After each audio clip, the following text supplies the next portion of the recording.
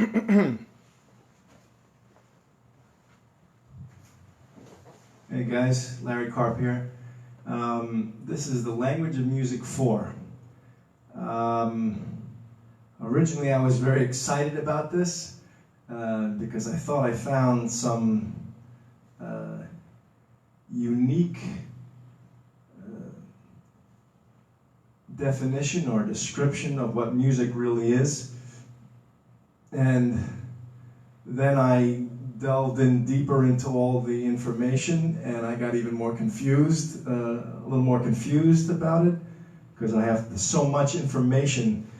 I have a premise, and I guess what I'm doing is throwing it out at you, and maybe some of you have ideas. I have a lot of musician friends. I got a lot of, I wanted to start by saying I have a lot of friends in all the different areas. There's 7 wisdoms that I've heard that it helps you understand the Torah, okay?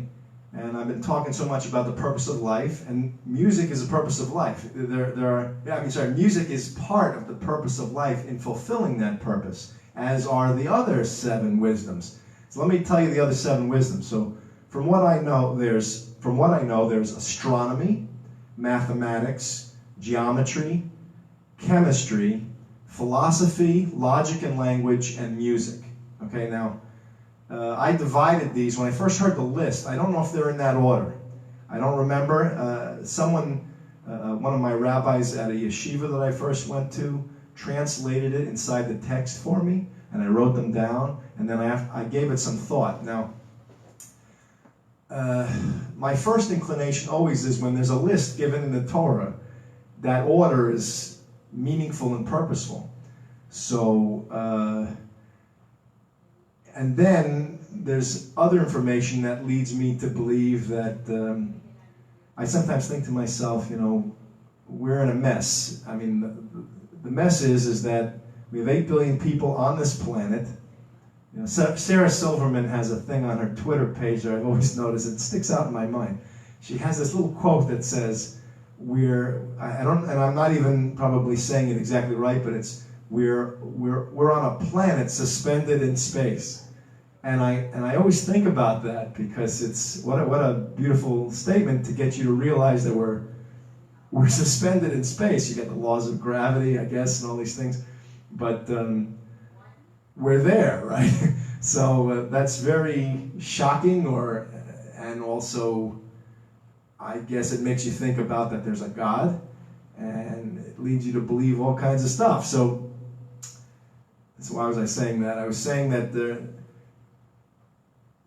I'm under the impression that we have a little mess here because we have 8 billion people on this planet, and we're all not collectively fulfilling the purpose of life, which, and everyone's at different levels, I guess. I mean, you could view it any way you want. You could say maybe we're all trying to fulfill the purpose of life at various different levels, but we all suffer each other's level because sometimes Hashem sends a virus and then we're punished. It's like almost like he's assuming that we all know the purpose of life and he expects us to fulfill that purpose, which I don't know if that's fair or unfair. That's his business, but maybe it's his way of getting us to fulfill that purpose properly.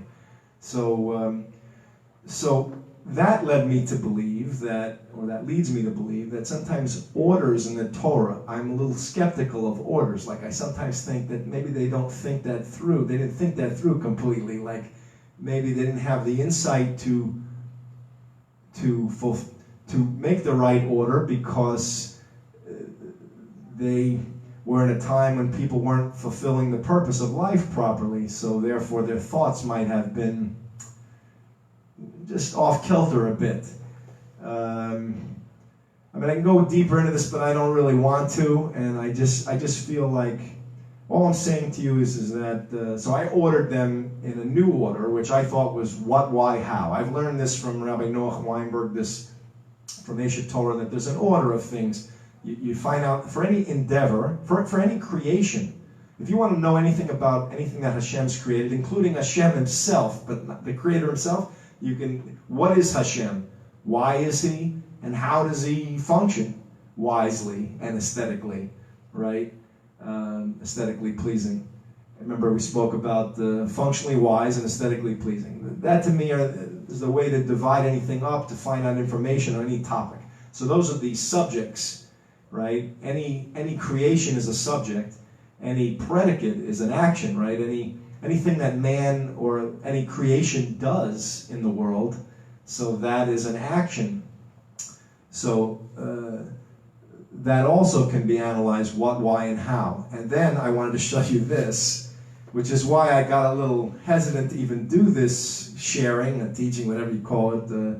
I'm kind of sharing things that I've learned because, and that I think about, because maybe you guys will have ideas and we'll share them as well, or that rings true. You know, I've spoken with microbiologists about the virus. I've spoken with, was once sitting on a plane and I discussed aerodynamics with a former pilot or something. I've had many conversations with people over the years, and it has proven quite enlightening and opened my mind up to many different things. Hold on a second. Let me see who's here with me. All right, guys. Nice to see you. All right. Hold on. Let me get back down. All right. So here are two books. These are, I mean, they're Torah books. It comes from the Rabbi Moshe Chaim Luzzatto. We call the Ramchal. He wrote this one called The Ways of Reason, or The Way of Reason. Derech Hashem. Derech Tavunos is The Way of Reason, right? And then this one is The Ways of Reason, it's called. And then Sefer HaHigayon, The Book of Logic. That's this one, okay? Now this one, I believe you study this one first, and then you study this one. This one is about how the mind works, you know, all the aspects of the mind. And now this is in the wisdom of, there's 7 chokhmas, 7 wisdoms, and in logic and language. So I believe language, just off the cuff, just thinking about it nonchalantly, I think logic is expressed through language. Language is a tool to describe our reality. And the more accurate you describe the reality, the more wise you are, and the more truthful your words are, the more truthful your understanding of the reality is, right? So the first book deals with subjects and predicates and what do you call it? When you explicit statements and implicit statements, inferences.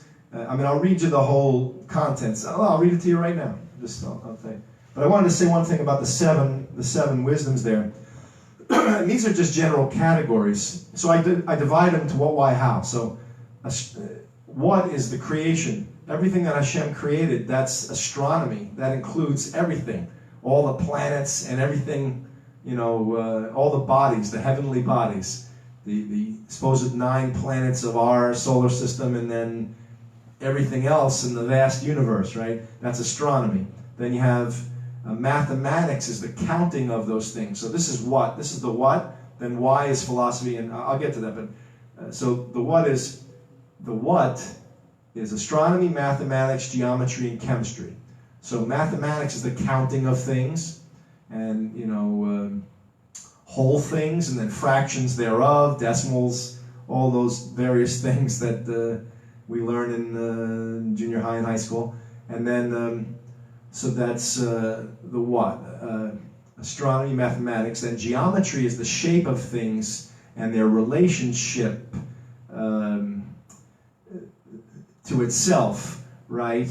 And then chemistry is the makeup of things. What are the elements that are involved in making each creation?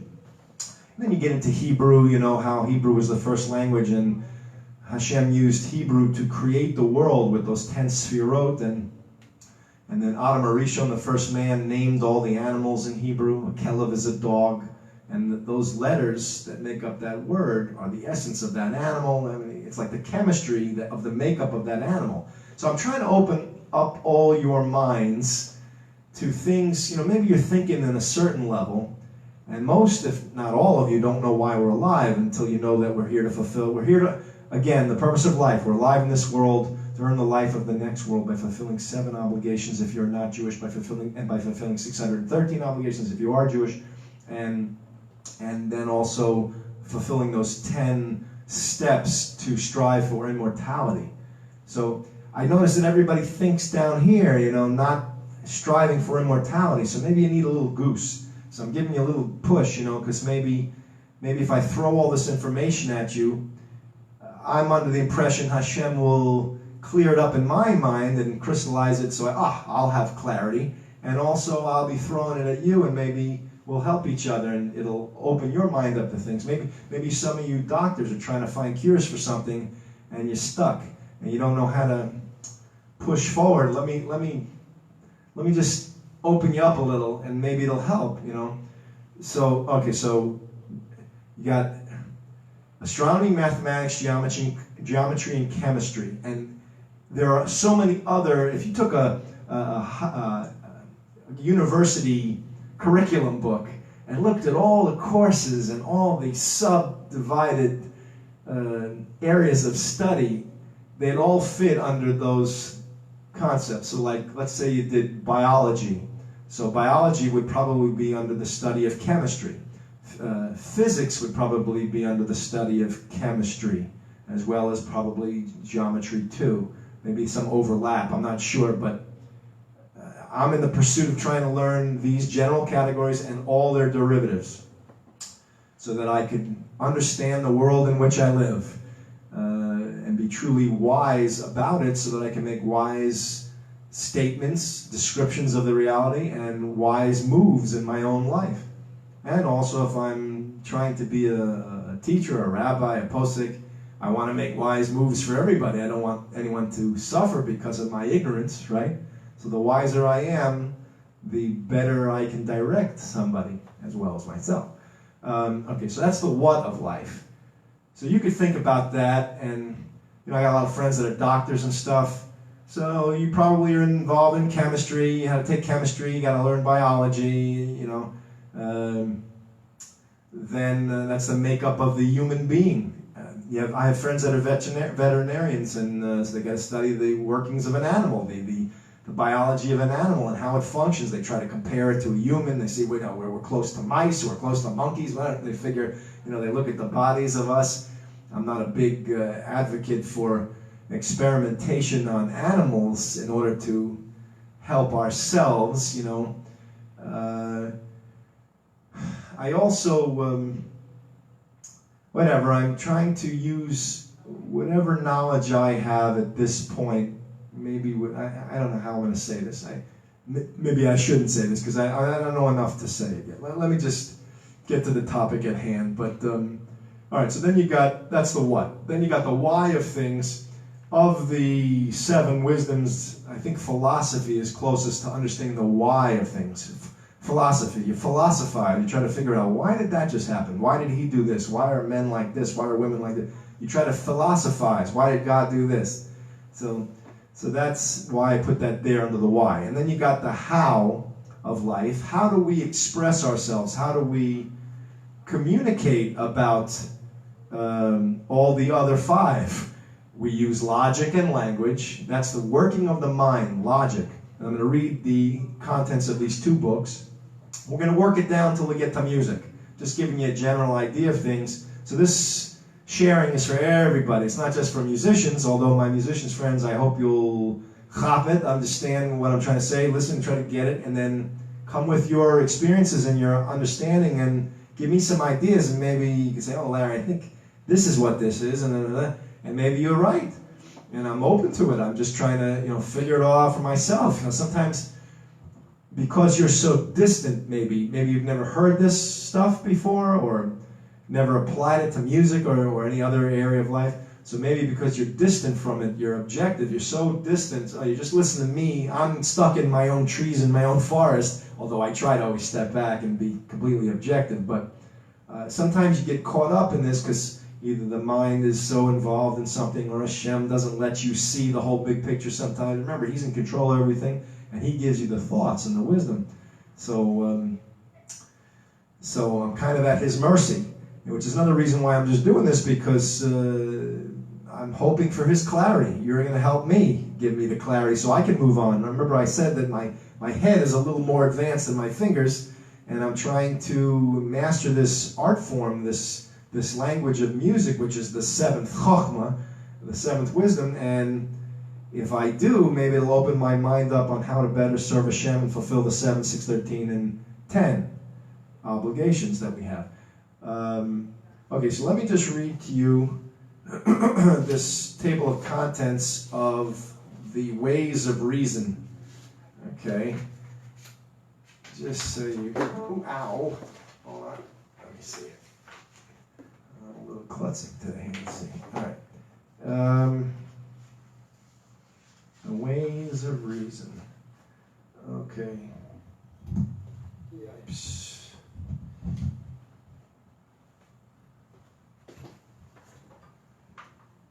Hold on.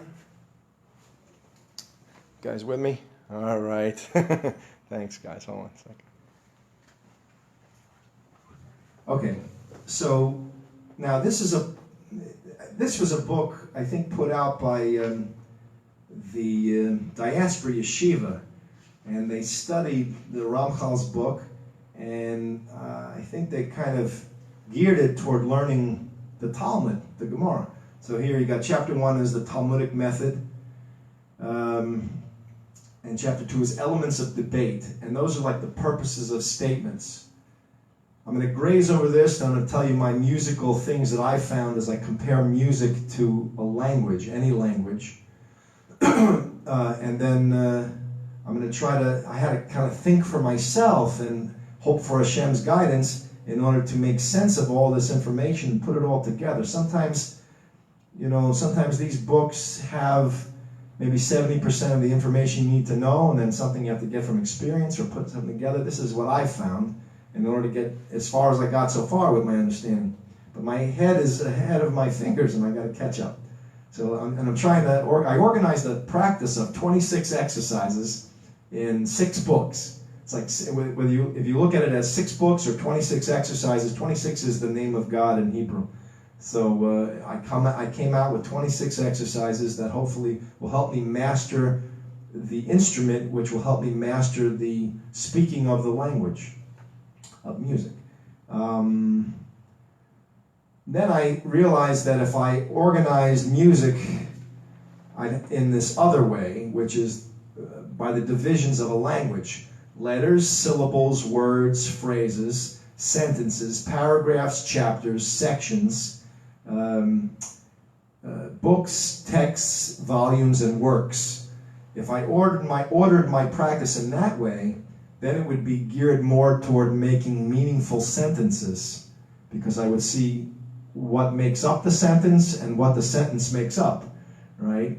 As a part of the divisions of a sentence, and the sentence as a division of the greater whole. And then I'll know what goals I'm shooting for. So I'm about to maybe incorporate those 20, I already kind of did it, ran down the 26 exercises and then plotted them into the various places. Like I see, okay, exercise 1 would fit in with the sentences. I had it by a pianistic headspace to practice these. That's why I came up with the 26 exercises. But then when I looked at it from a language point of view, I thought, I better start with letters first and work my way from the small to the big. And that seemed the most logical way. But then when I read through these books, the contents, which I'm going to read to you right now, I kind of almost had a change of heart. Maybe I should keep it with just the 26 exercises. I don't know. Well, let me get back to, okay, so I wanted to finish up. So I said, philosophy, and then I said logic and language. And so this, I'm kind of very immersed in the study of expression, which is logic and language and music. These are my 2 chokhmas of the 7, number 6 and 7. I worked very hard on them. My whole life I've been devoted to trying to figure out logic and language and music. And I study various languages. I parallel them. said, "Очень рад познакомиться," is pleased to meet you, I believe, in Russian. So in English, it's pleased to meet you. So suis enchanté de te connaître is in French, it's a pleasure to meet you, or something. Piacere conoscerti is in Italian. Whatever, I might not have the pronunciation exactly right. I learned from Italians and from the French and from some Russians, and they taught me these sentences, and I paralleled them just to try to see how all of the other languages which came from the Tower of Babel, after man tried to build a tower up to the heavens to challenge God, right? So Hashem confused all their languages, and we went from just Hebrew, supposedly, to all of these, I think it was 70 languages, and now there are like 7,000 languages.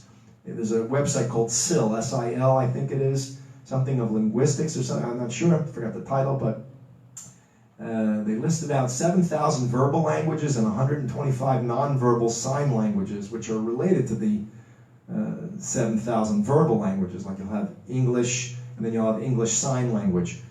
So I was trying to understand them. I also want to learn hieroglyphics and whatever.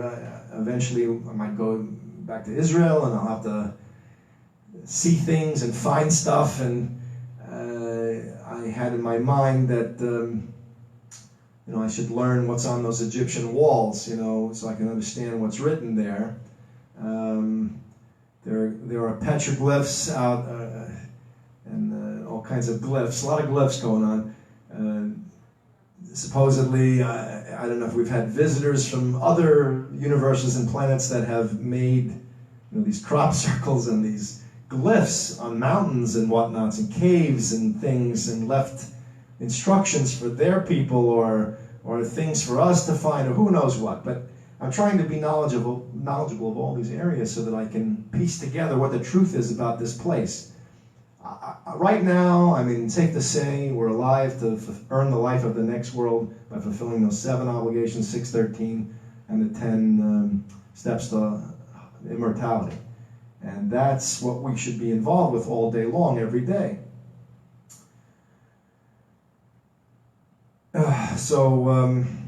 Okay, so I was saying the last 2 are logic and language. So I broke down language for you. Every language seems to have this same structure. If I studied Russian, I'd have to find out the letters first, and the syllables, the words, phrases, sentences, syntax and sentence structure, how to make sentences in Russian, how to do it in French, how to do it in Spanish. Every possible language, I got to go through these 12 subdivisions of a language, right? That Hashem helped me figure out. Then also this other area, I'm going to read the contents in a second, of these 2 logic books. I think this pretty much covers everything that the human mind processes in order to describe reality, right? And then 7 is music, which I can't figure out, and the fact that it's a 7th chokhmah, a wisdom by itself, troubles me, because I'm trying to say, my whole premise here is that music imitates human speech.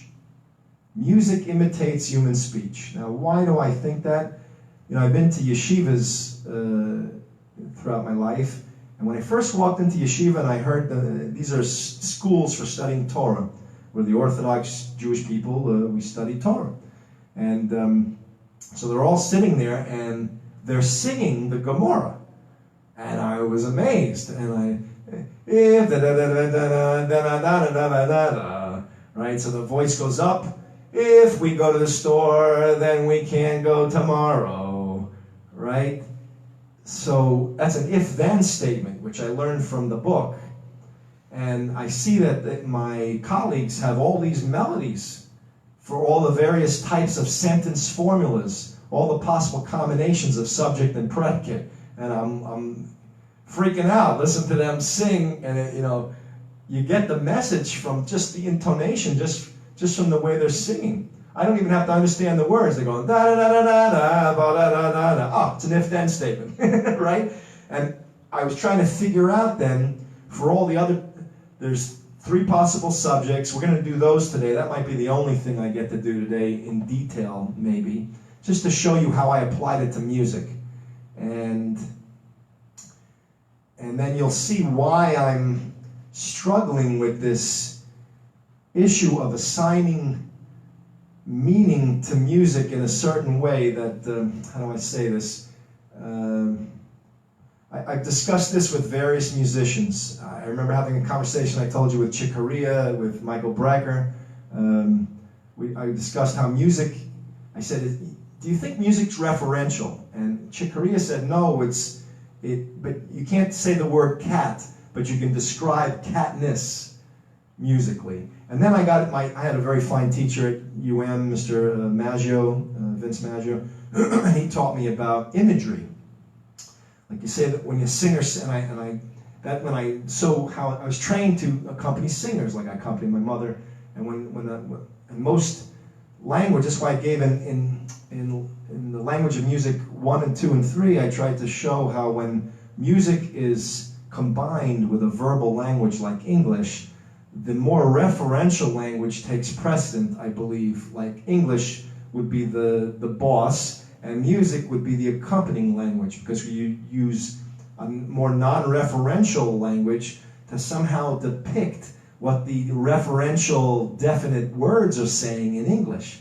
So if my teacher, Mr. Maggio, would say, if you're saying the word cold, cold, so the singer's job is to give over that word in such a way where you feel cold. The listener's listening, oh, I almost get chills up their spine. Not just chills from the transcendental tingle, but from the experience of God, but also from the word cold, because they're picturing being out in the Antarctic area or something where it's cold, right?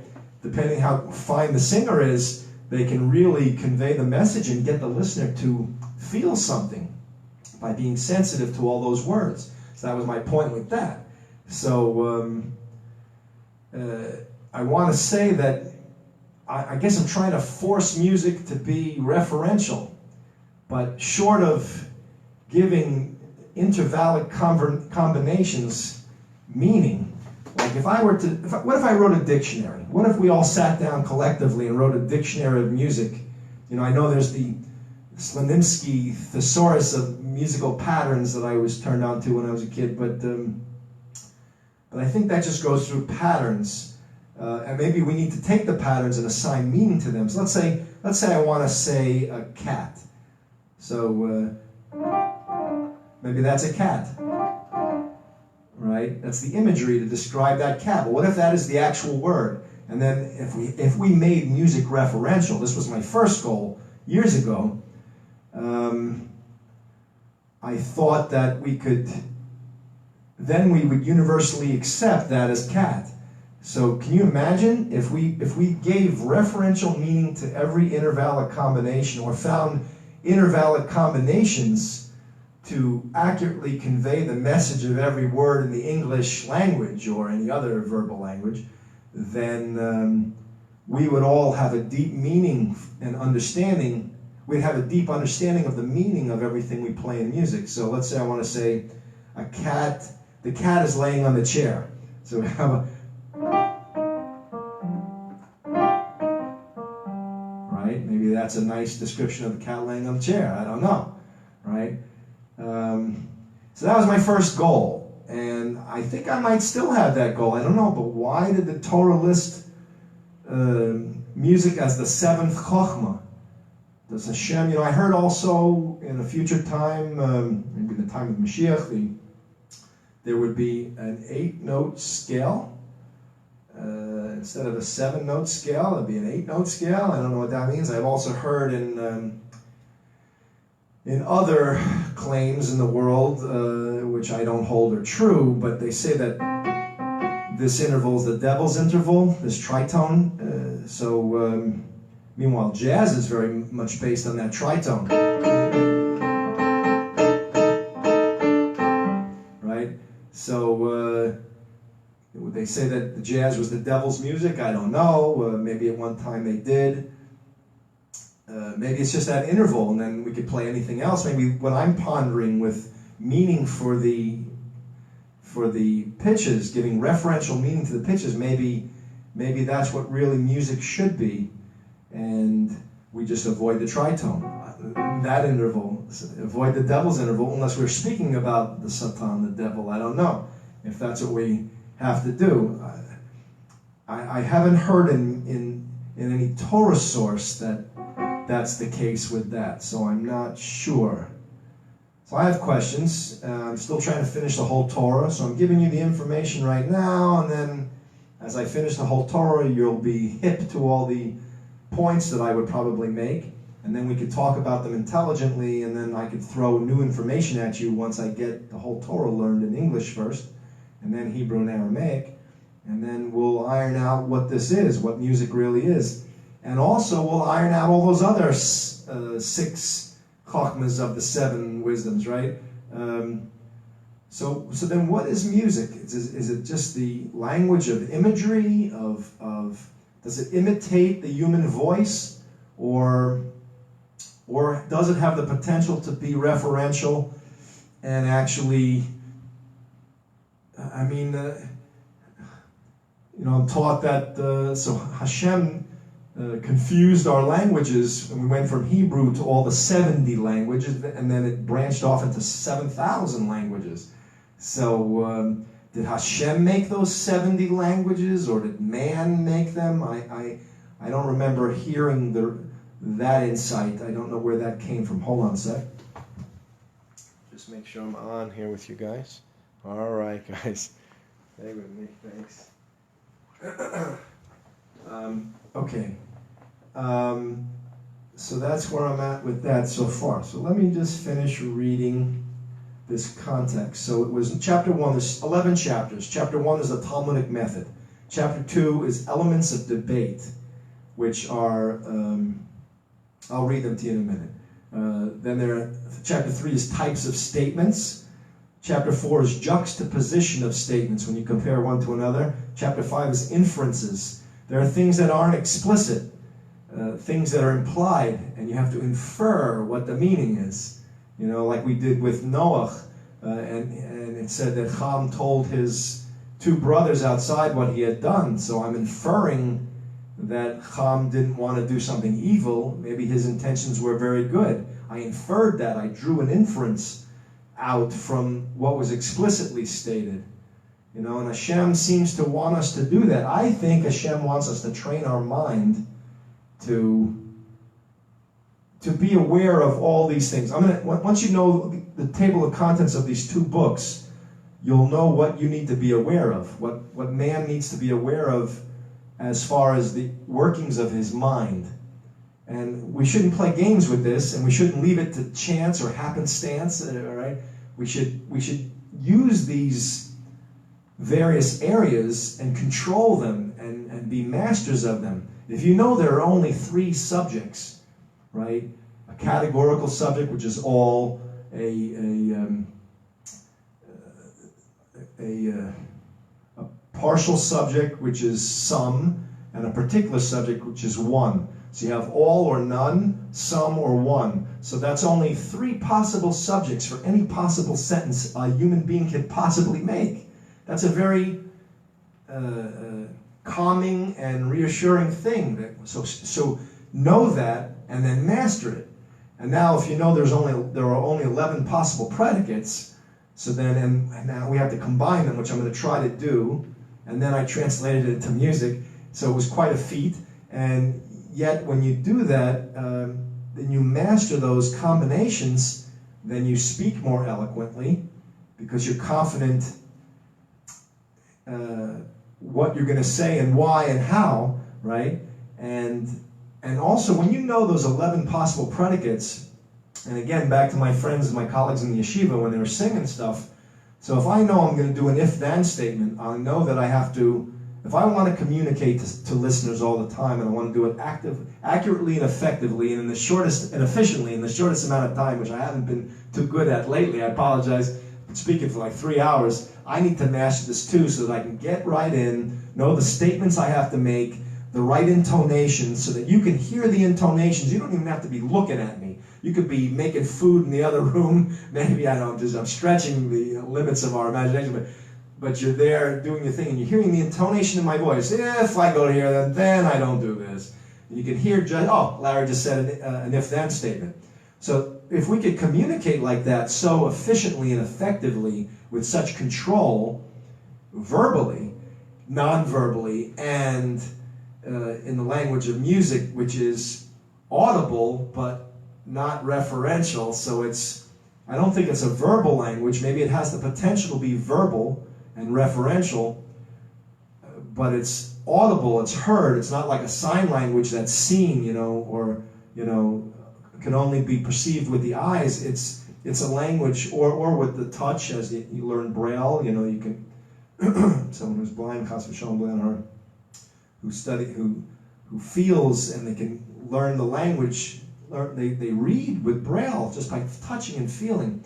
So here you have to hear music. Music is an audible language that you hear, right? So you need your ears, yet it's non-referential. So it's sort of in between a verbal language and a non-verbal language. It's audible, yet not referential. I hope that helps. I'm not so comfortable on those descriptions, but it's the best I got right now. All right, let me get back to this. So chapter 5 is inferences. Chapter 6 is truth and falsity of statements. I believe it tells you the truth needs of a statement. So for any if-then statement, it tells you what has to be true in that statement in order for the statement to be true. We'll get to that, God willing. I don't know if I'm going to ever get to do these books in depth with anyone right now.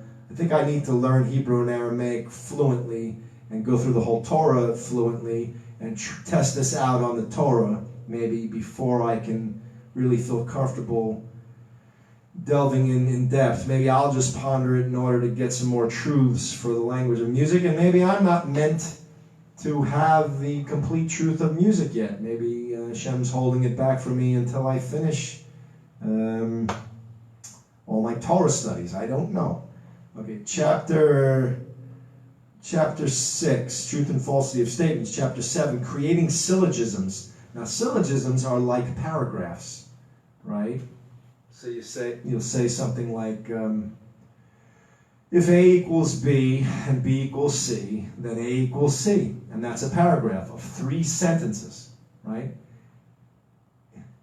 A equals B and B equals B and B equals C. So A equals C. Or is it one statement? If A equals B and B equals C, then A equals C. So maybe it's just one sentence that, well, that's interesting. I didn't think about that, but maybe it's still a paragraph. You could have a one-sentence paragraph, right? Oh, it's a statement of expression. Oh, and that's the whole paragraph. Crazier things have happened, but I'm just saying that's a potential thing. Like you could have a one-syllable word. We'll go over this in a few minutes. A word doesn't have to have 2 syllables or all the time. You could have just one-syllable words. A, of, you, me, this, that. They're just one syllable, right?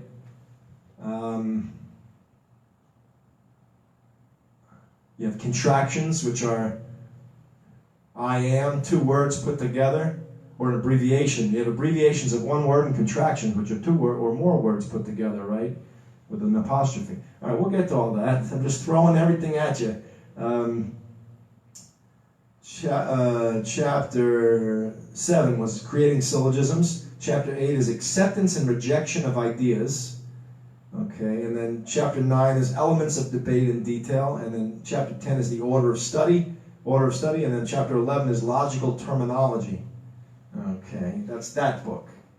Then we got this book. Hold on.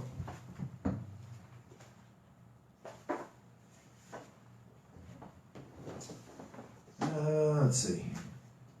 Now this book, the Book of Logic, this delves more into syllogisms and also and this is going to, for later, I'm going to hopefully go through the entire Torah. I've always had intention of doing this, and organizing subject analysis sheets and predicate analysis sheets, subjects and actions. So any possible creation that Hashem has created, I wanted to create a sheet on it, an analysis sheet. So let's say I was trying to figure out a sheep, right? So I put down sheep, and then I would organize the what, why, and how of the sheep. What general category does it come into? Okay, it's an animal. Is it a fish or is it a mammal? What is it, right? So I would organize it into categories, into its proper category. And then I could take all the sheets that have to do with all the,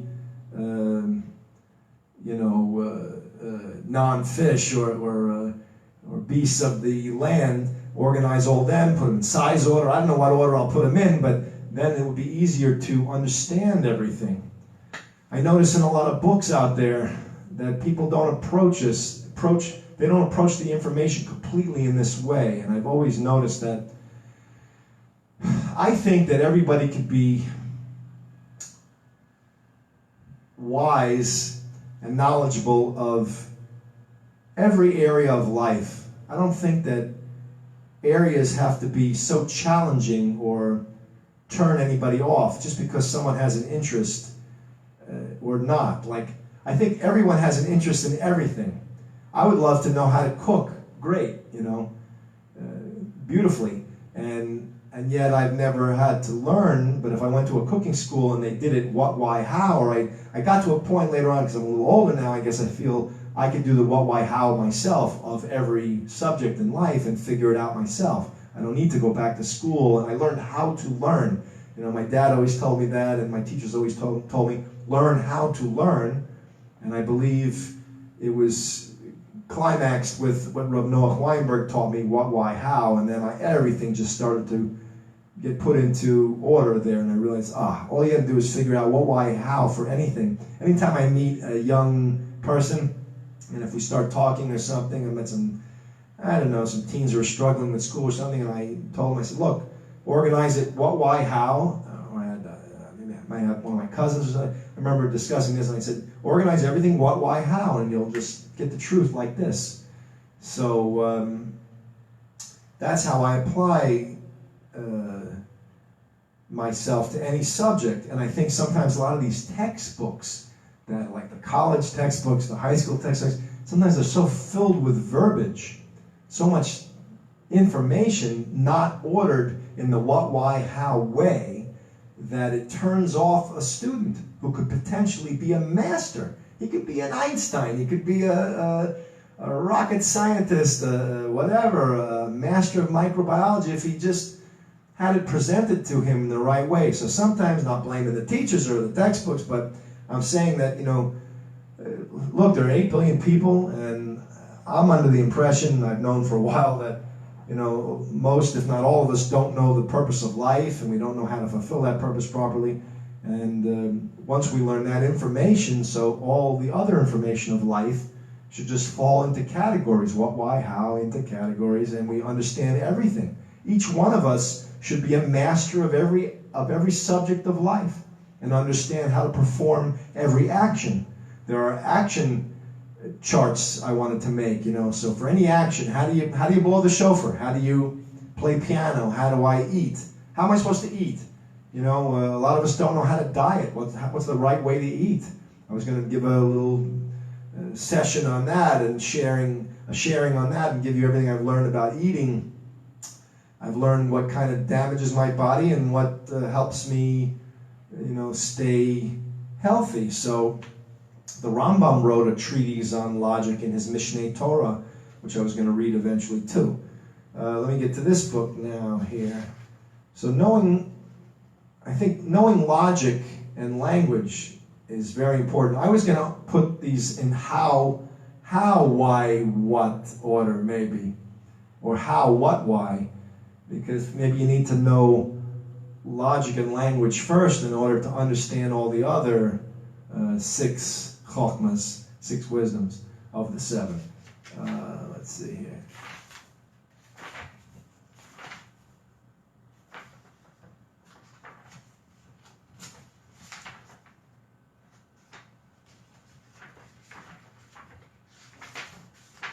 This book, I remember, I think it was here it is, okay. All right, table of contents. Okay, chapter 1, concepts of reality. I mean, everybody should know that. There are terms in this book, like we don't have to be victims of our own ignorance. You know, we hear doctors talking about, I mean, this is a life-death situation. We got to understand about a virus. I hear some of my friends discussing the virus, and, you know, one of my pals just wrote something I just saw just before I went on the air. He wrote something about the symptoms. It showed a picture, a little micro, like under a microscope, what it would look like, the symptoms of someone or the virus of someone who's non-symptomatic. I looked at that, I said, whoa, I didn't have even time to process it. I'm now processing it with you right now, but I looked at that and I thought, well, if I knew all the concepts of reality, all the terminology of reality, I can maybe read some of these things to you just to whet your palate a little bit, but then we could all be on the level of a doctor in a certain way, in the sense that we understand what they're talking about. I don't necessarily have to perform surgery to have the wisdom of a doctor. In fact, the Vilna Gaon, the Rabbi Eliyahu, I forgot the Vilna Gaon's last name. Was it Eliyahu something? Anyway, the Vilna Gaon, he directed someone on how to perform brain surgery, to my knowledge, because he knew the workings of the mind. You know, it discusses in Kashrus too the workings of a cow or something, the stomach of a cow, and the various intestines or the chambers of the stomach. I saw various parts of the stomach. So where's that wisdom coming from? It's coming from the creator of the universe. He's the one that made the cow.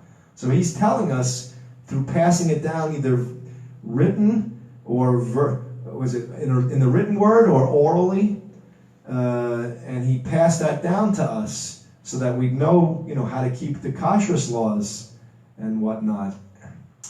So when you learn, that's another thing, when you learn the 7 obligations, the 613 and the 10 steps to immortality, you are forced to have to be a master of all those areas to understand how not to murder, how not to worship idols. You have to know all the areas of idolatry, all the areas of idol worship, so you know not to do those things. So it's a teaching in itself, just knowing what you're required to do or not to do. All right, so here, okay, so chapter 1, concepts of reality. Chapter 2, substance and accident. Chapter 3, the categories of accident. Chapter 4, the divisions of logic, terms. Chapter 5, external cause. Chapter 6, internal cause. You have various causes and effect. Chapter 7, effect. Chapter 8, subject. Chapter 9, attribute. Chapter 10, whole and part. Chapter 11, derivation, derivative, conjugate, and construct. Chapter 12, definition and division. Chapter 13, commensurate. Chapter 14, non-equivalent. Chapter 15, opposite. Chapter 16, verification and declaration. Chapter 17, the divisions of logic. These are statements.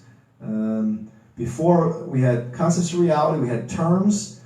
The divisions of logic is terms, and then we have the divisions of logic statements, and then you have these other chapters that follow. I kind of grouped them in those things because I saw that the book was doing that, but it wasn't so clear as to that they were doing it, I thought, so I kind of just reiterated that with some of my own pencil markings. But chapter 17 is the divisions of logic statements. Chapter 18, conversion and opposition. Chapter 19, compound statements.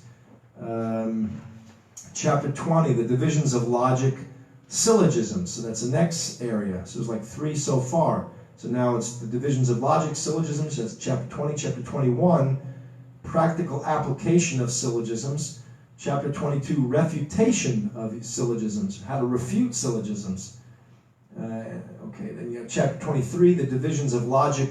Oh, method, I'm sorry. I think there are 4 areas, or I don't know why did I not put a 4 on that? Okay. Maybe my handwriting in pencil is a little fading now. I don't know, but it's the divisions of logic, method. There's like a methodology on how to think, which that's sort of like the what, why, how. An insight I got from reading these 2 books is that if I combine them, if I make these chapters subsets of the what, why, and how, I will have a complete analysis sheet for subjects and actions, and I will have a complete understanding of anything that Hashem created and anything that He gave us the power to do as actions in His world. So, okay, so that's that. Those are those two books. Hold on. Okay, I see you guys. Thank you. Okay. All right. So I won't make this too long. I'll just read you what I have for. This is now my divisions of a language, and I'll try to apply it to music. And maybe my musician pals will come out with something meaningful from this. I think I'm onto something, and I think it enhances my playing. I think I know what I should be striving for all the time. I don't always get it. I try my best. Hashem either helps me or doesn't help me or keeps me from it. That's His business, but it's my job to try as a professional musician. This is what I do for a living. I get paid for this, to try all the time to give the highest level of musical product, the highest level of musical product that I could possibly put out there in the world, and I think this helps me do so. Even if I haven't mastered it yet, I know what I'm striving for, and I can always come back to the center if I falter and get off kilter or off track. Okay, hold on. Let's put this here.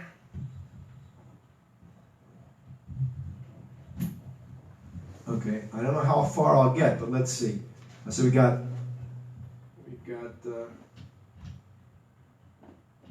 Okay, we got. For any language, you have letters, and I discussed this with you guys that there are 12 pitches in Western harmony, right? And any one of those could be a consonant, and I think in music, the meaning comes from the note being placed on top of a chordal context, either a major seventh, a dominant seventh, a minor seventh, a half diminished, or a fully diminished, right? So any one of these notes, whether they're chord tones, extensions, chord tones meaning that they're part of the chord, or extensions, or which are other tones outside the chord tones, but yet they extend the harmony. They're still acceptable within the chordal context. They sound consonant within, interesting, they sound consonant, pun intended or not intended, they sound consonant within the chord and not yet outside the chord, which brings us to the non-chord tones. I'm sorry. These notes are non-chord tones. They're not part of the chord, and they're further from extensions. They don't sound so consonant. They sound dissonant to the chord. Right. So now you got. So here are all the chord qualities, the 5 major chord qualities, all their chord tones, extensions, and non-chord tones, which can be used as consonants when making musical words. Okay, so here they are. Major 7. I'm sorry. Well, I had a way of playing this. Okay, then we got dominant 7. Okay, then we got minor 7.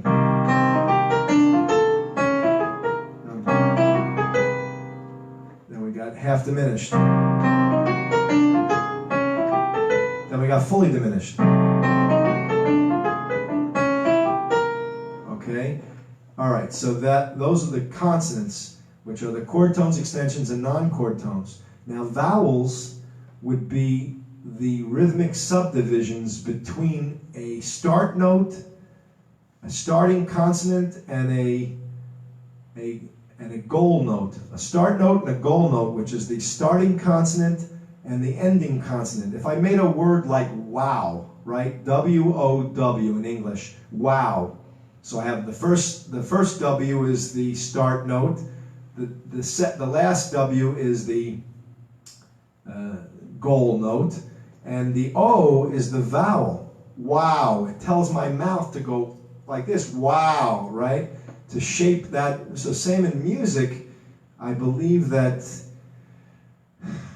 the rhythmic subdivisions, we can divide time in various ways. You could take time, so you have, let's say you have 2 beats, 1, 2, 1, 2, right? So I can subdivide the distance between the first beat, the goal beat, the start beat and the goal beat. I can divide it in half and just say 1 and 2, 1 and 2, right? So that and, 1 and 2, that is like a vowel. That tells me how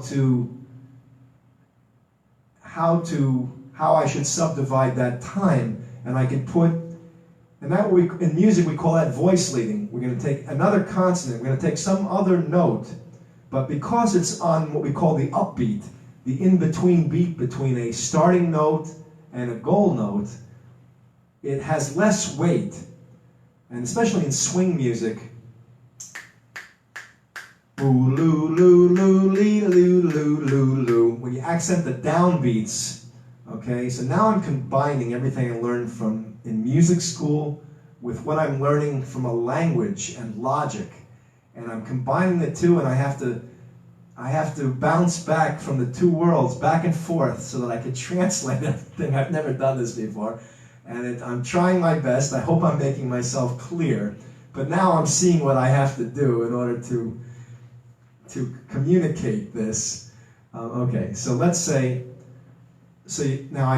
in swing music, it's really triplets. Let me get back to this. So it's beat, beat, beat, beat, right? So 1, 2, 1, 2. If I divide it equally in half, it's 1 and 2, and 1 and 2, and 1 and 2. And so that's straight 8th note music.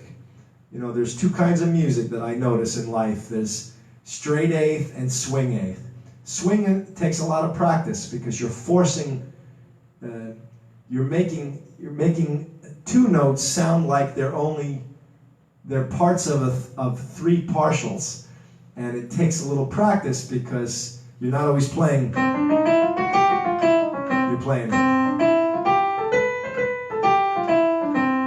Okay, and on a practical level, for a musician, that takes a little work to master. It's maybe easier to play. They're all equally subdivided. I'm dividing it in half. I want to get from here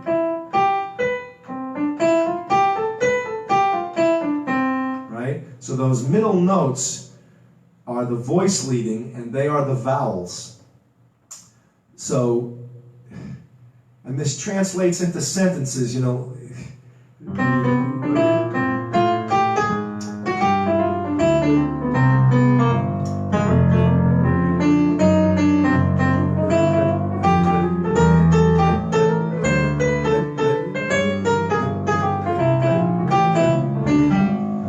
Okay, I went ahead of ourselves here, but I'm trying to show you the place of everything. So once you then understand consonants and vowels, then we're going to keep going. We're going to go to syllables, words, phrases, and sentences.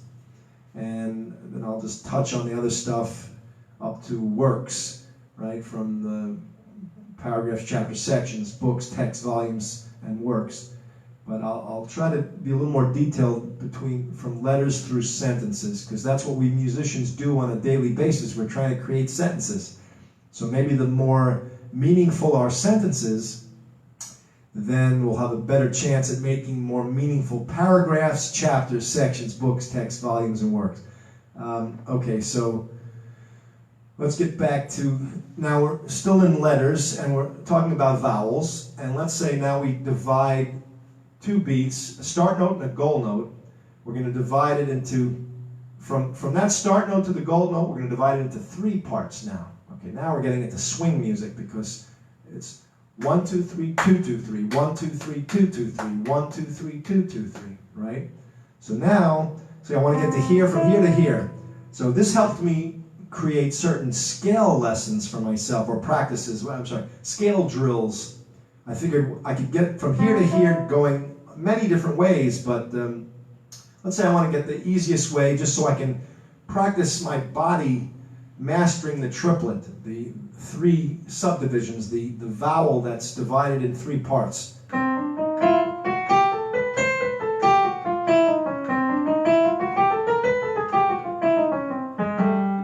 Right? You can do other things. I'm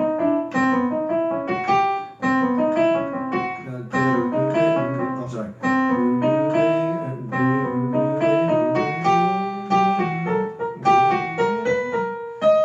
Something like that. What you decide to be the vowel notes, the pitches that are part of the vowels of the voice leading can be anything. I only practice up to a tenth, so because it gets a little too. I'm sure probably I don't know. I've heard. I don't know if I know that he does this, but Cecil Taylor, I think, because he plays stuff like.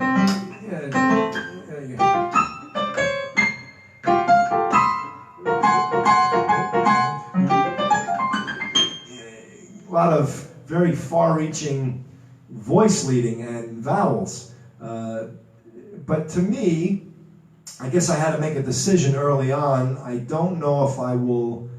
That type of playing of Cecil Taylor is not one that expresses what I have to say. So I guess I found that to me, I'm very much into the iconic tonic. I want to be able to master the tonic, either major or minor, in any key and on any song, and be able to pick songs. I noticed that my parents, my mom and dad, throughout my life, hold on, cut you off right in the middle of a sentence. I want to make sure I'm on before I say this. All right, hold on, guys.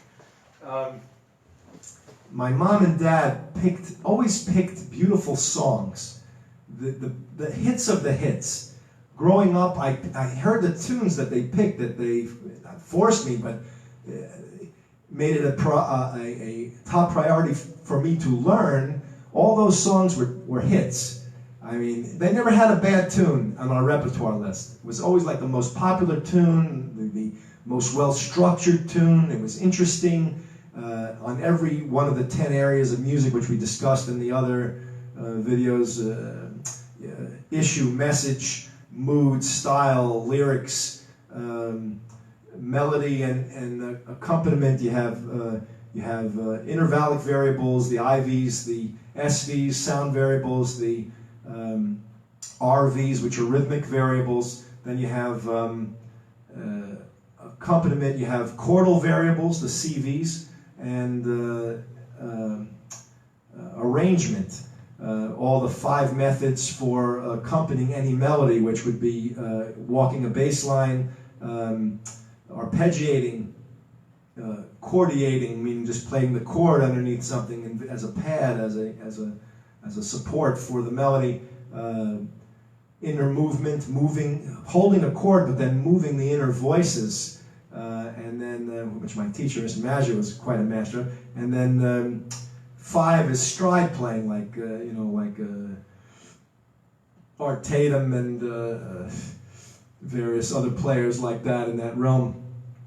So, why did I say that? Those 10 areas. I forgot what I was leading to with that. I was on vowels. Oh, I was saying about Cecil Taylor. He uses large leaps for his vowels. So I just want to keep it within a tenth. And and I said my mom and dad chose very fine tunes. They were all exactly. Thank you, Eugene. They were all songs that were on the highest level in those 10 areas. Either they had great harmonies or melodies. The intervallic variables were quite beautiful or memorable, or the lyrics were profound with a lot of beautiful adjectives that you could musically describe with imagery. Hopefully we'll find referential ways to help describe them. Maybe we don't need music to be combined with any verbal language. Maybe it can be referential by itself and stand alone. I know you might say, well, it already does. I said, well, okay, fine, but whatever. I can't really think of every piece I've ever heard in my life, but I guess as I sit here right now, I'm thinking, what pieces ever really stood out in my mind as being so completely referentially meaningful? I don't know. Maybe I'm missing the message of them, or I don't know. Maybe whatever. I won't touch on that right now. But okay, so those are vowels. Then you could divide. Let's just go up to 4. You could divide to 5 or even 16. Maybe even further. I think that Rhapsody in Blue starts with one of my teachers wants me to master. I don't know it yet, but I remember that first 17 notes in the front, right? So that's, I'm going from here to here, right? Or here and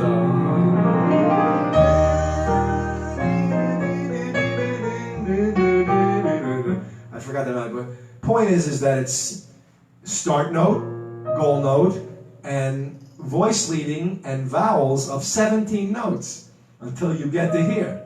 But let's just stay with 4. I feel as a musician, if I can master 2 notes, subdivisions, 3 notes, and 4 notes, that's a good, strong start. And then I could get 5, 6, 7s all the way up to 17, 16, at least 16, 17, and play that piece for my teacher, all the way through, you could get up to 60, what is it, 64, 64. I mean, it's a lot of notes. When do I need so many notes? It's kind of like, again, I made certain executive decisions as I was working through all this information. I thought, okay, what am I going to need as a musician? I got to practically play right now. I got to play gigs. I just played a wedding. I got to convey the message of what we're playing.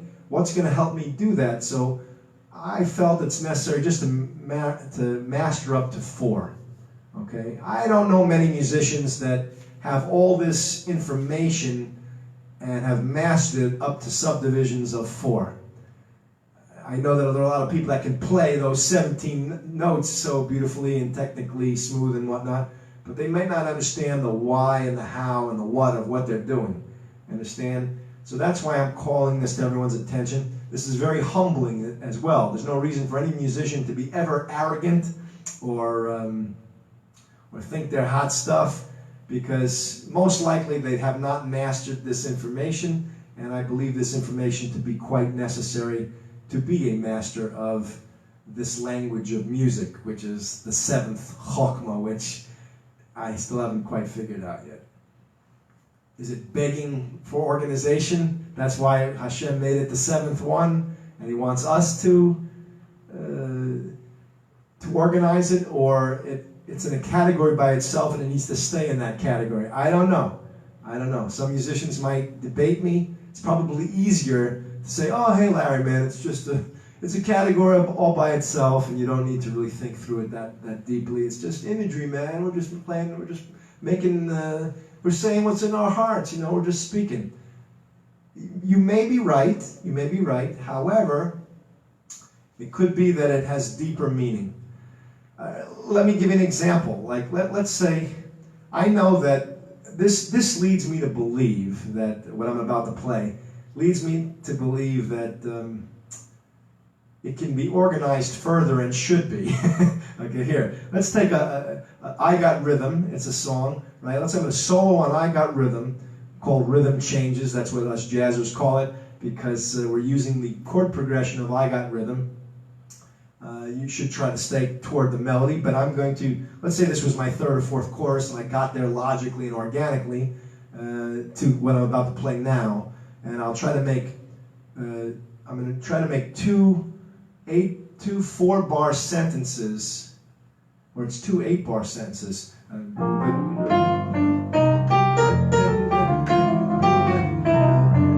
That's the first sentence.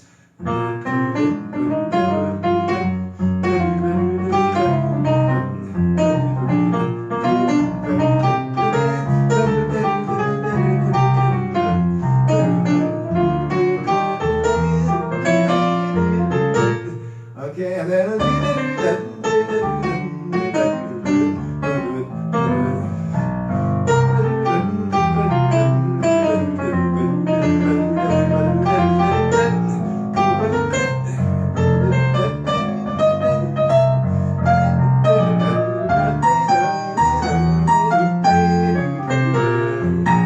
okay, so I tried to make sense there. I divided it up into 1, 2, 3, 4, 2, 2, 3, 4, 3, 2, 3, 4, 4, 2, 3, 4. Okay, it's sort of like a call and answer. So the first, that's the first sentence, and then 1, 2, 3 would be another 4 bars, right? So it's 2 4-bar sentences equals that first section, and then there's like an A section, a different type of B section, and then you repeat the same A section again, and that's the whole song, right? We're going to go through this. I'm just touching on it now, but within those 2 A sections, for each A section you have 2 4-bar sentences. You can make shorter sentences or longer sentences, but I'm just trying to, for an exercise for myself, and to speak.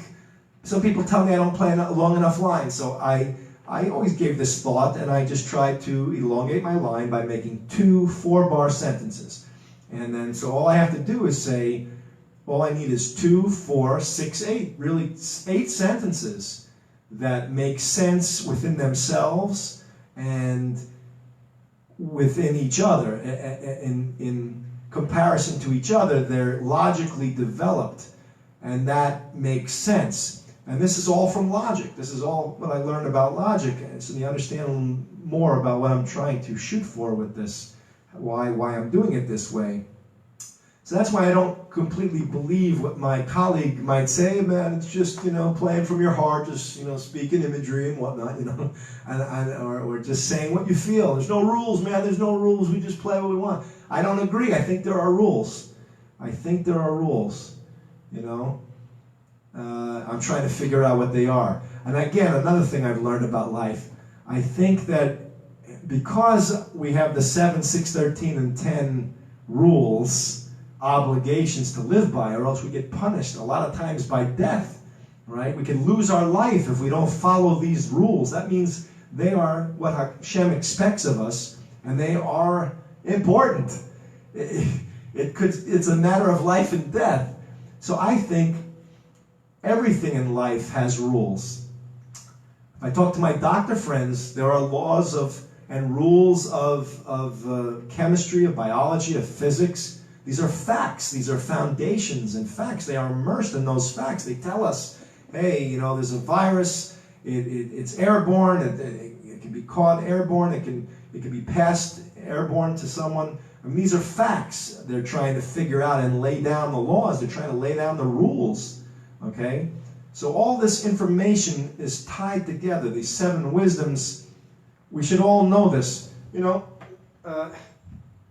wouldn't hurt a doctor to be well-versed in music. The Vilna Gaon was well-versed in music. I think he played the violin too. And he helped someone do brain surgery. So it lets me know that they're all intertwined, and it's better to know all 7 than just 1, and it's better to know 1 than just none. But okay, so where were we? Let's get back to now. So those are the consonants, and then I'll just to further demonstrate. Let's say I wasn't Cecil Taylor, and I just wanted to be within a tenth. So let's say here's the goal note, okay, and I want to get from here to here. So let's say I want to voice lead from below, and then I'll do everyone from above. So let's say I want to go from here to here. Okay, so.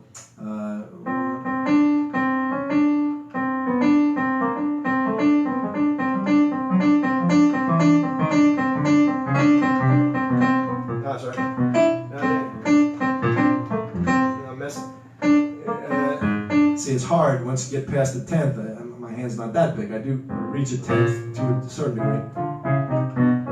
Minor 10ths, here's a major 10th. It's within a major 10th that I'm shooting for here. Let me continue above. So I want to get from here, from the start note to the goal note, using only 2-note vowels, or 1-note vowel subdivision, or it's an 8th note, 2 8th notes, right? I guess the the start note is included as part of the two notes. The second note is the voice leading, which and then the goal note is the downbeat of lands on the downbeat of the next beat. So it would be, I'm sorry.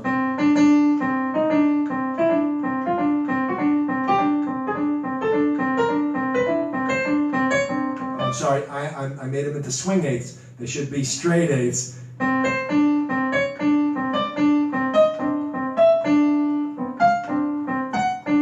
Now, is it a tenth away from the no. When I practice it, I have it in a book. I wrote them all out, and I made books out of them. It's like 12 books, one in each key, and it has every possible two-note motive, three-note motive. I call them motives because that's what I believe they are.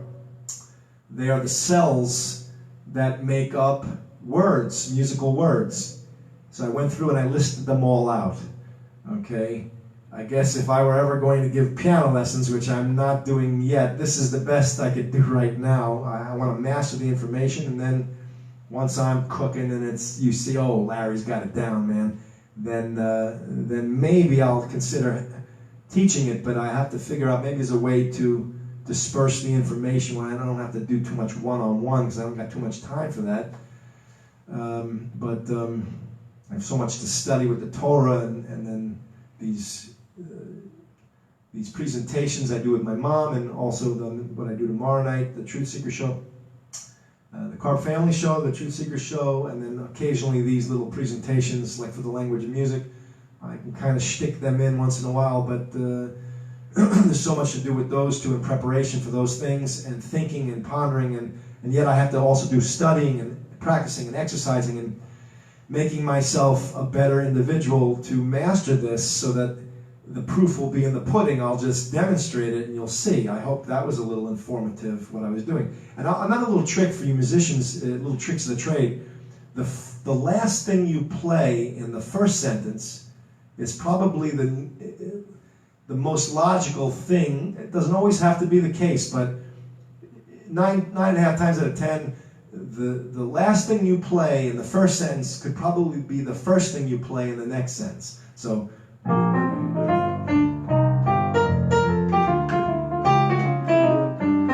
okay, that's the end. That's the end of the first sentence. So,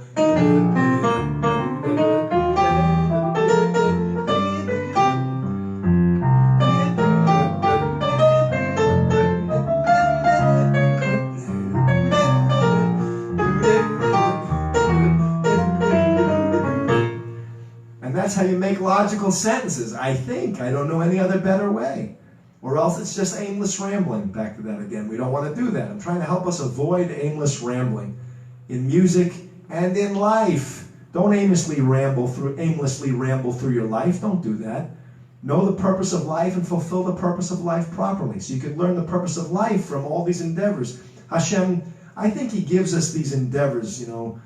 I like music, people like music, some people like to study the human body, they're into being a doctor, some people like, art, some like putting out fires, some people love dealing with fire and the cause of fire and then removing the cause and then the fire goes away, right? They diffuse threats and protect people and save lives. All these areas and endeavors are meaningful professions, and everyth's important, from the guy who just made my sandwich today for lunch to, or whatever it was I had, or to the person that works on your health, you know, the doctor. They're all important. The one that delivers the food, you know, how fast can he get to you in the most efficient amount of time? He's studying that pursuit. He's trying to figure out the most efficient, functionally wise, aesthetically beautiful way to do it. You see a doctor, they're trying to open up a body, or what's the quickest way? You know, you could have a doctor, Chas v'shalom b'lein har. He could be a butcher. You know, he does an operation, and it looks like a balagan, a terrible thing. You know, you see him, he opens a person up, and doesn't put him back together so right. The stitches are weird. Everything's wrong. You can tell sometimes by looking at a person. You want someone who takes. I mean, these things are important. Someone who takes care of themselves is probably going to take care of you very well. That's my theory. You know, if they don't know how to take care of themselves, and they don't know how to keep themselves in good health, then how are they going to help you with your health? Usually. Sometimes you have probably a genius who's just hasn't mastered his own body yet. I don't know, that could be possible, but 9.5 times out of 10, you want someone who knows how to handle it, who has their life in order before they help you order yours, Keep yours in order. All right, so where were we? Okay, so those are the vowels, all the possible ways to get from a start note to a goal note. Well, now let's create syllables. So let's say there are, okay,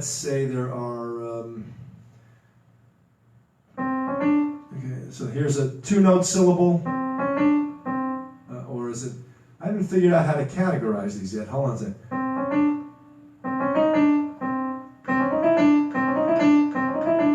Right? We did, did I show you the 4-note? I showed you how to do 2 notes, right? Oh, sorry. Oh. 3 notes. No, I say. No. Let's say I want to get to here. So.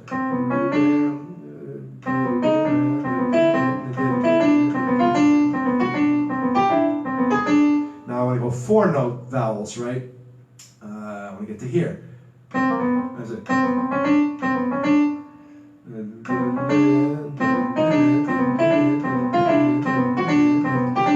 Right? And they're even subdivisions. I hope I'm not swinging them. I practice swinging. I hope I'm not. Sometimes if you practice too much the swing, then you don't get to do the evenly divided notes. Okay, so that's 4 notes. So I figure if I can master up to 4-note subdivisions, 4-note vowels, then I'll have a good command over the vocabulary, the basic vocabulary. Then I guess 5-note subdivisions. 1, 2, 3,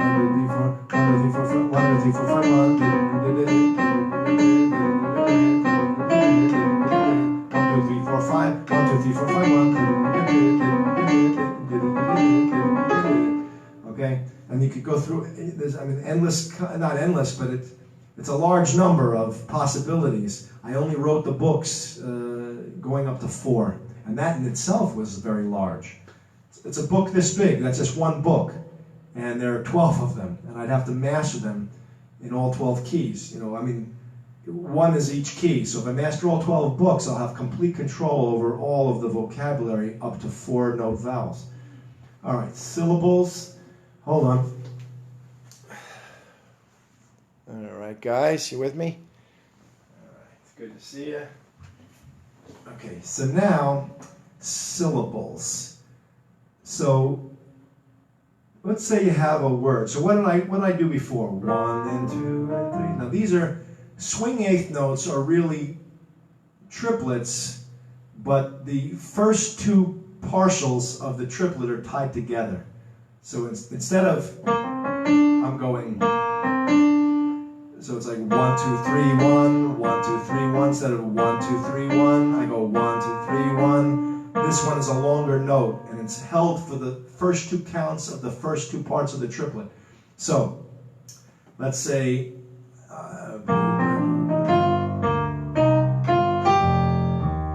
so how many syllable, is that a word? Where would you divide the words up? I'm just giving you ideas, or let's say I want to figure out the syllables and the words. Now words, you have parts of speech in English, or in any verbal language. You have nouns, verbs, adjectives, adverbs, pronouns, prepositions, conjunctions, and interjections. I believe one of my friends there is a speech pathologist helping me, watching me now, so I'm glad she's here. And if she has any ideas, please let me know. But the purpose of the word, what is the purpose of each word? A noun describes people, places, and things. A verb talks about actions. An adjective describes those people, places, and things. An adverb describes actions. So I had a chart I made. Noun, verb, adjective, adverb. So the adjective describes the noun, the adverb describes the verb. Then I have another chart. So it's 2 charts for the 8 parts of speech. Then I have pronouns, prepositions, conjunctions and interjections. A pronoun is a substitute for a noun, like he, a subject pronoun, you have direct object pronoun. He went, he hurt him. He hurt him. So he is the subject pronoun. Him, I believe, is the direct object pronoun, if I'm not mistaken. So we got pronouns, then you got prepositions, show relationship, either above. He traveled above the mountaintops. He walked below the sea. You know, these are prepositions. Then you have conjunctions, which connect either nouns to nouns, or verbs to verbs, or pronouns to pronouns. He and I went to the store. Jim and Larry went over here. Okay, so these are two nouns connected by a conjunction. And, but, or for. Was it and, but, and for? Or, I think it is. Or. He or I will go to the store for you later. Then you have interjections, which express what do you call it? Emotion, right? Wow. That's a word that expresses emotion. I'm impressed, I'm surprised. You look on Facebook, you always have those different replies. I like it, I love it, wow, it's sad, I'm so sad, I'm depressed, I'm angry, right? Got all those little colored things there you click, and it shows you what you are, what your interjection expresses the emotion that you have, right? All right, so how do we do this in music? So let me take that example again.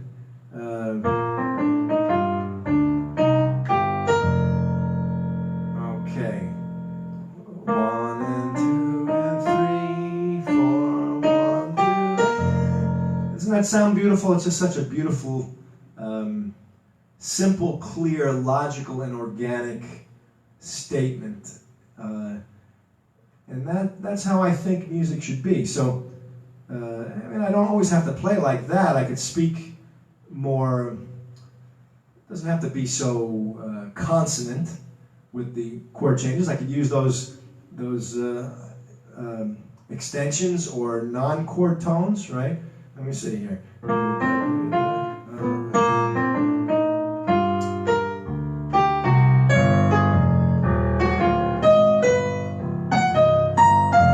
Right?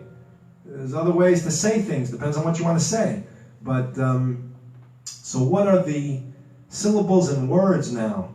So that must be two. There are two syllables there in that word.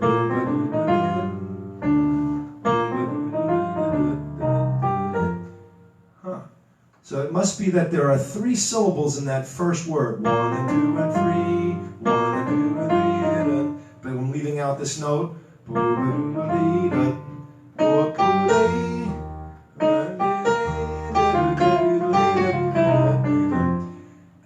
Maybe you guys can help me. I don't know why it's escaping me at this moment. I can't quite figure out how to... If push came to shove, I could tell you what the syllables are in the words. Okay? But let me just take it through... and I know that there must be purposes there.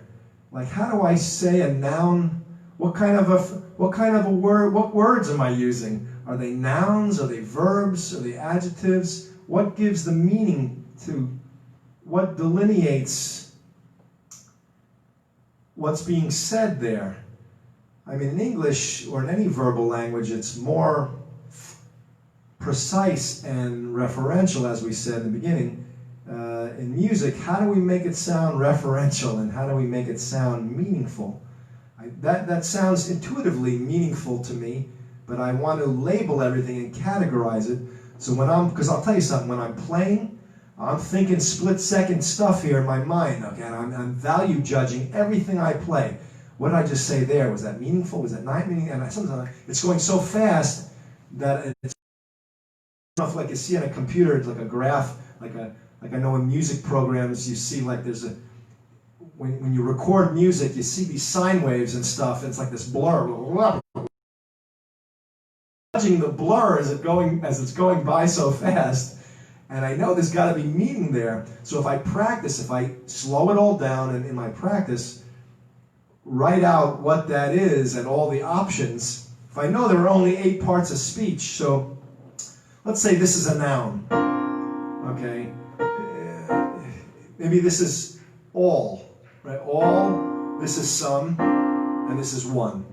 So there are your three predicates. I guess I'm going to get to that in the sentences in a second, and I'll stop probably after that. It's getting late. I don't want to bombard you, but I did want to excite you with some new findings and new realizations and new focuses, new ways of looking at this, so that maybe we can help each other to give meaning to this language a little more accurately and definitively. Okay, so we got these words, and then we want to divide. I got to speak in phrases.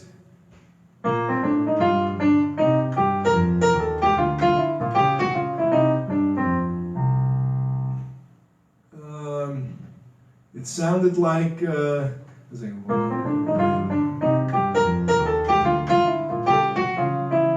that's a phrase, I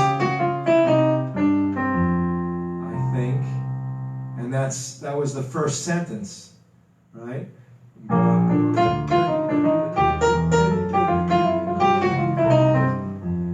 Unless it's all just one long sentence and it's all broken down into phrases. I don't know, you guys think about it.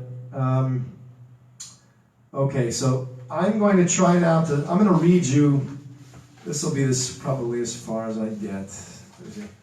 Okay, here are the different sentence types based on logical formulas for sentences. You have, and I divided this into what, why, how. Hold on. All right, you guys are there? Stay with me. Okay, so let's say we have, here are the 11 types of predicates. I told you there are three subjects. There's categorical subject, a partial subject, and a particular subject. So categorical would be all, maybe that's all, right? Then, or none would be, nothing would be silence, right? And that would be a categorical subject. And then you have a partial subject, maybe that's just the partial subject, or what was it, right? Instead of, you got, right? That's a partial subject. And then a particular subject would just be, right? Usually the lead note, the top note, is the focus. So I'm supposed to play the chord in such a way where it's balanced, so you only hear the top note predominantly and everything else is underneath it. And then here's all, here's some, here's one, right?